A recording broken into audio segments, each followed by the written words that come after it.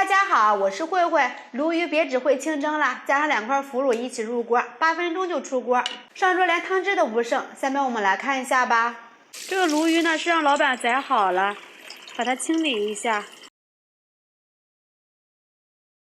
多给它清洗几遍，把它清洗干净。洗干净之后呢，用纸巾把水分给它擦干，反面也是一样。把鱼尾和鱼鳍切掉。我们把鲈鱼切成小块，大约1.5厘米左右，放入大碗里。我们把鱼腌一下，来一点胡椒粉，1勺黄豆酱，蚝油，用筷子搅拌均匀。我们这里是不用放盐的，等一下腐乳也是咸的。搅拌均匀，给它腌制10分钟。准备一点姜蒜粒。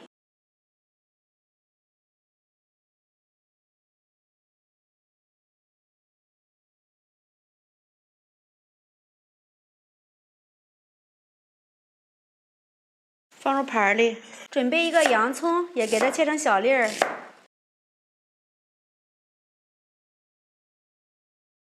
把它抖散，也放入盘里。碗里放入3块腐乳，再来点腐乳汁，用勺子给它压碎，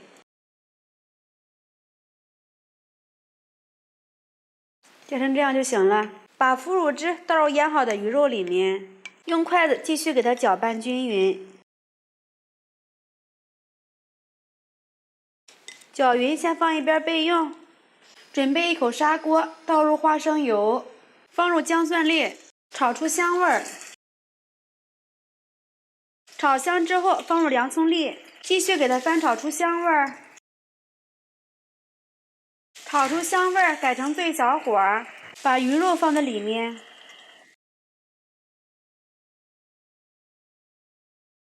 都放进去之后，从锅边淋入1盖的高度白酒。盖上盖子，开中火焖7分钟。时间到，打开盖子，放入葱段和小米椒，盖上盖子再焖1分钟。这道砂锅焖鱼就做好了。我们给它关火出锅。